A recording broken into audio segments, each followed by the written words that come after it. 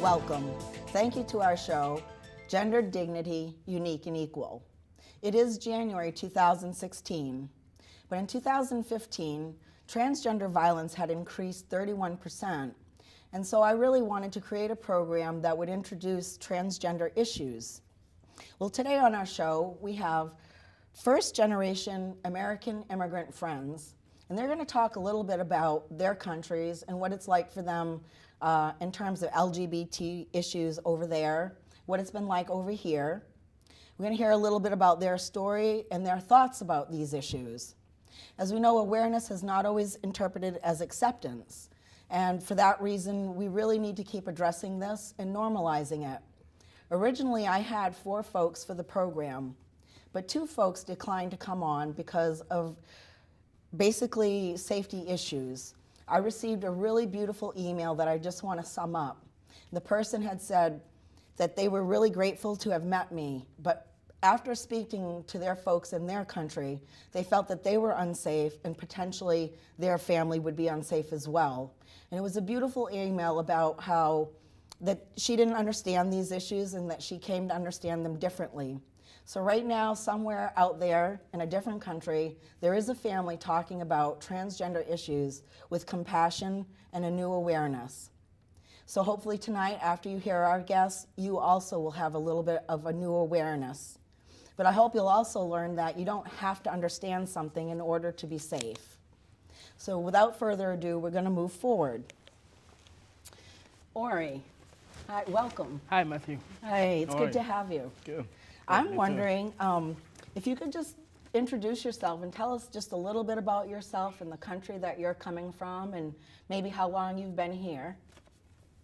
Yeah, sure. My name is Ori Sabashimike, and I've been in America like 2 years and a half. I came 2013, and I was born and raised in Burundi, the capital in Bujumbura, and it's a rough place, and eventually also conservative place, for the LGBT community.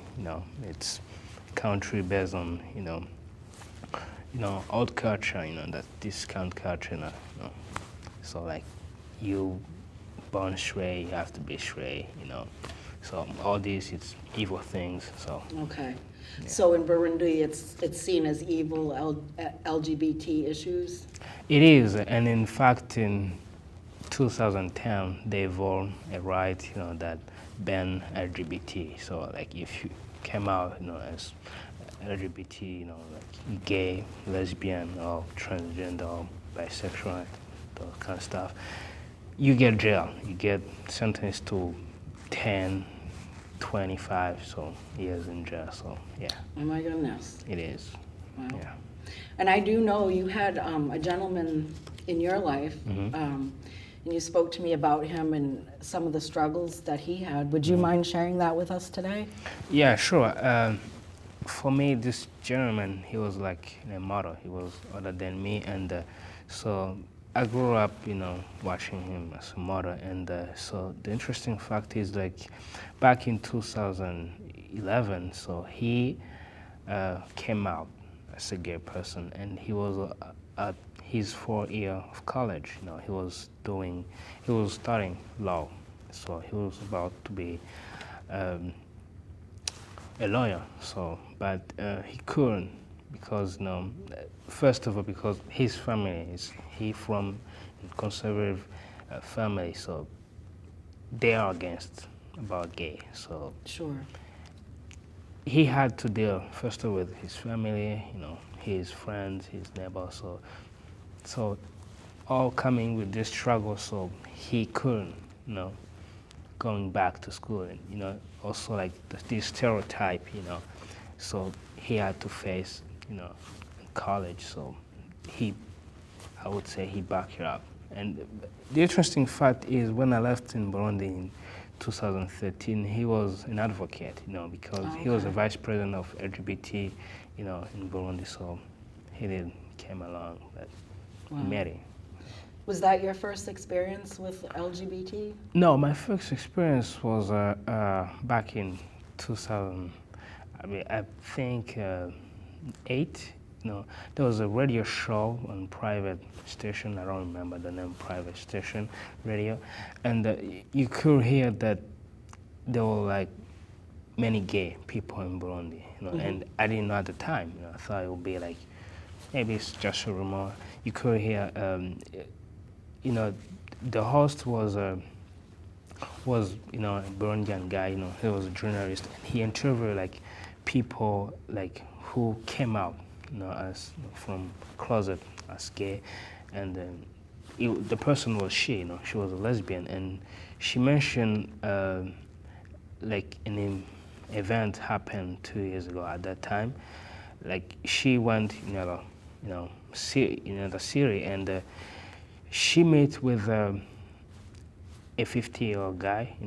He had a family. He had wife and kids, and so she called the guy. Like I don't know, like she wasn't looking for what the guy was doing, but I would say it's coincidence. She called the guy having like intimate moment with another guy. Sure. So that's when I started to Oh, so that's when you became aware. yeah, Okay. aware, and time after time, I started to like be aware of what the struggle is. The struggle. Yeah. Thank you, Ori. You're welcome. Yeah. Messume, it's really nice to have you tonight as well. Yeah. Can you tell us a little bit about yourself and your country of origin? Yeah, I am from Iran. I came here, immigrated here too, about a couple of years ago. Okay. Not too long. But I'm not too familiar with this thing because in my country, I know we have LGBT people, but because it's something, it's not just the government doesn't like this. People are not too interested in that matter either. So they tend to keep it quiet. Sure. So, Are there consequences for someone being LGBT in Iran? well, like I said, I'm not too familiar because of the thing that they tend to keep it quiet. Not many people know, just maybe their close people, close friends and relatives may know about that. But I think government would react to that if they catch a person that acting the way he or she shouldn't do or act, and they catch the person, and yeah, they would show a reaction to that. Well, what There sort of would reaction? could be jail, could be maybe it depends on how serious the matter is. Like I say, it could be jail or it could be some fines, paying money and just get out of the situation. Okay. I'm really curious because I know in Iran, they're a little bit more open maybe with trans folks in terms of getting the medical care that they need. And I found that interesting. Thought it was very progressive, but there's kind of a little bit of a catch to that. So can you tell us a little bit more about that? Yeah, that's something I didn't know either before I met you. So when you talked about this thing, I thought, that's a good question. Let's get some information for myself, see what exactly going on in my country. So I searched a little bit online and Wikipedia, and it said after the revolution, just in mid-80s, we had the first transgender operation or surgery, whatever it is, and it was a man trans to a woman. And there are talks about that, if it is acceptable or not, but they're doing it, and that's mostly because they don't like people being gay or lesbian. That's why they do the transgender. So if that person is a man but tends to be a woman, shouldn't go with another man. Right. Or the other way around. So, but that again, it's not that easy either. They have to go through consultation, talk, and depends on how serious the issue is. And if they can afford the surgery and medication, then the doctor get the permission from government or other places. They need to get the permission, and then they go do the surgery and medication. Okay. Yeah. So interesting in that they're sort of progressive with trans folks, but not as progressive with homosexuality. Yeah. And I would almost say in America, I think it's fair to say we're probably much more progressive about homosexuality and less progressive about trans issues. Because even in 2015, homosexual violence decreased 33%, whereas trans awareness, our violence increased 31%. So I'm curious, Mesame, had you ever met a trans person prior to meeting me that you know of? No, I don't think so. Or maybe if I have, but I couldn't recognize. Right, that you didn't recognize the person. Yeah, I couldn't recognize, and like I said, they tend to keep it quiet. Sure. Not letting other people know about that. Right, right.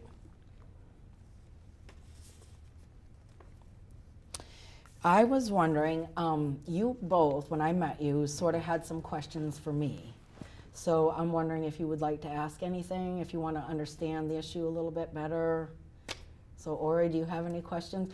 Ori and I know each other. We have the same faith-based community, and it's a very welcoming and affirming and open community. And I met him basically 2.5 years ago. Yeah, sure. Yeah. 2.5 years. So go ahead, Ori. You know, first when I first met you, so I really didn't know you well. So and so third, I thought you were a woman. You know, you apologized me for this. I didn't know, but I started paying attention how you looked, and I realized if you're not a man or if you're not a man, then you are transgender.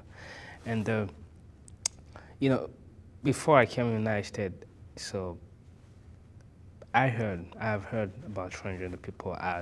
But personally, I never met, physically, never met transgender, and so I had this all question, coming in my head.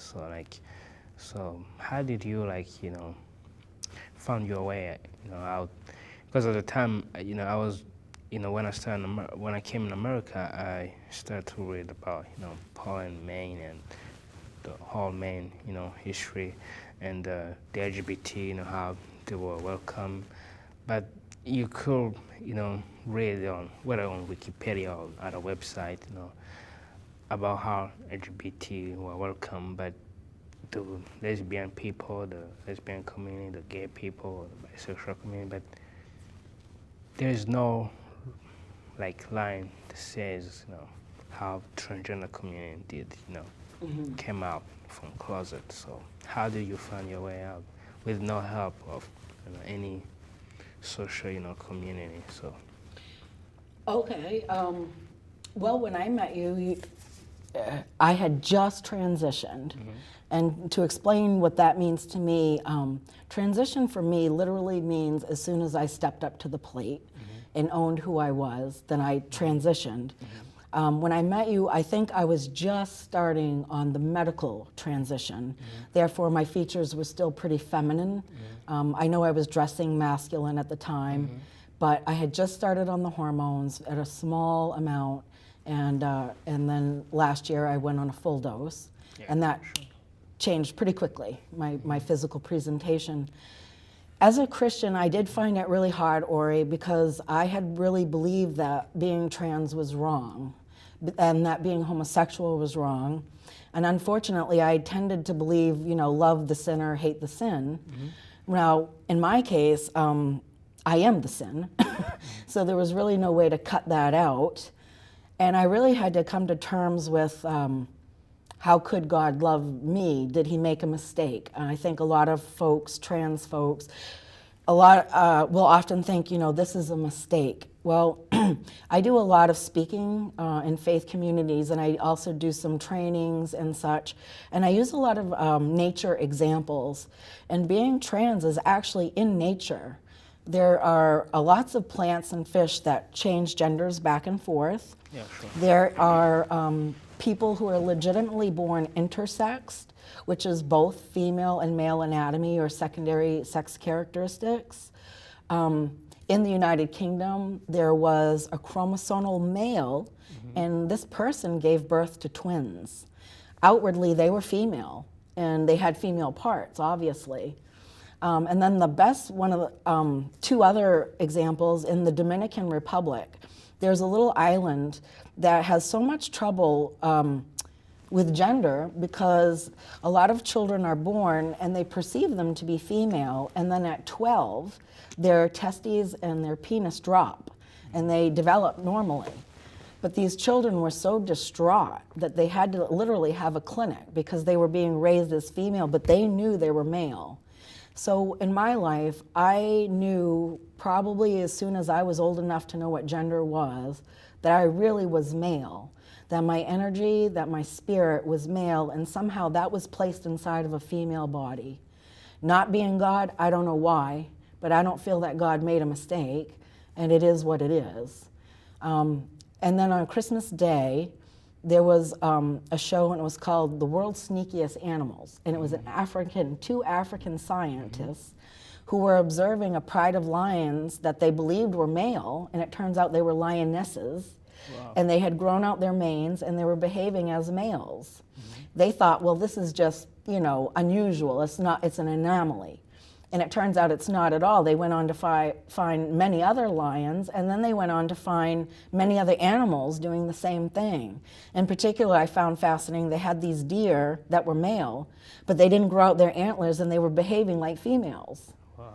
So, and then the truth is, this has been with us through the beginning of time. We used to call these folks two-spirited. And this is in indigenous cultures, and they actually had a very revered place in society. And people would go to them to make the big decisions because it was thought that they could take on the perspectives of everybody and make the most intelligent and compassionate decision. The problem is we weren't looking for it, and because it's a little different, it is different, right? It only afflicts 1% of the population. So we could look at it as being something really good and a blessing, or we're gonna look at it as something bad. Yeah, sure. So I think that's what's going on, and I'm trying to show that it isn't unnatural, it's completely normal, it is rare, but that could mean that it's a gift. Yeah. So, Mesame, did you have any questions? Well, I had the same question. That's the same, similar question? To now, know how I this was, thing is. when we met, I really liked how you had told me that this was something you really don't understand. Mm-hmm. So could you talk a little bit more about how you don't understand it, but you still can accept people, that you can still care about them? Yeah, so it's something I haven't been familiar with, and like I said, because it's been quiet in the country, people, and not just government, people themselves, they're not too used to it and familiar with it, and they cannot accept it due to mostly due to religion beliefs, but some due to just old habits. They don't want to change them, so sure. Yeah, they just keep it as it is. Mm-hmm. And when I came to this country, I started to see it, realize it, see gay, lesbian, trans, and I was, wow, it's so obvious, so different, and I could see the differences. But transgender, it's, I was talking to you the other day, yesterday, and I said that it's something that I don't say I agree with it, but I don't say I disagree either. So my personal idea is if you can get along with it, it's not that much, just get along. Why not? Or But yeah. but if you are really suffering, you think you should be the other person, okay, then go change it. Right. Be the other person. If you're going to be comfortable that way, there's nothing wrong with that. So, yeah, and it's, you know, it's, you are a human. Everyone is a human being. Doesn't matter what you are, what gender you are, what color you are. We all have the same rights. We are all breathing the same air. So what's the difference? We are all here for a reason, and all of us want to be happy and live freely. And love, So, love wins. Yeah. And be loved, right? Yeah. Love Yeah, and be loved. love and to be loved. So doesn't matter what you are, how you are, or what. Thank you, Miss. Yeah. Did you want, it looked like you wanted to add something, Ori. Yeah, I want to add something like, you know, I mean, it's hard to acknowledge, you know, it's a taboo, you know, subject, you know, when you come in a place when they don't agree with this, you know, and there's something maybe people don't acknowledge is that most people who hate, you know, to open even a discussion have never, you know, opened a discussion, and they're now, well, like, you know, like people from LGBTQ community bleed the same blood, you know, breathe the same air, so like, it's very, you know, tough and struggle to not be able to love somebody, and I mean, come out and express who you are. It's a pain, it's a struggle, and when you succeed, it's a relief. So love wins. So if you open a discussion time after time, you can, you know, choose, you know, really your point, because when you say you have never opened a discussion, you don't know exactly what your point is. So I don't know, it's like you can't swim in the ocean. That's what they say. You know? Yeah. I really love what you said, Miss May, because you know what? We are just people. And, you know, there's lots of things in life I don't understand, but we can have a safe space and be inclusive. I had a thought and then I just quickly lost it. It was about being in pain. I wanted to address that because so often people almost make this, not even making a something, they act as though this is a choice. And I really want to address that because if it is such a choice, why would anyone make it, given that you're going to experience so much rejection?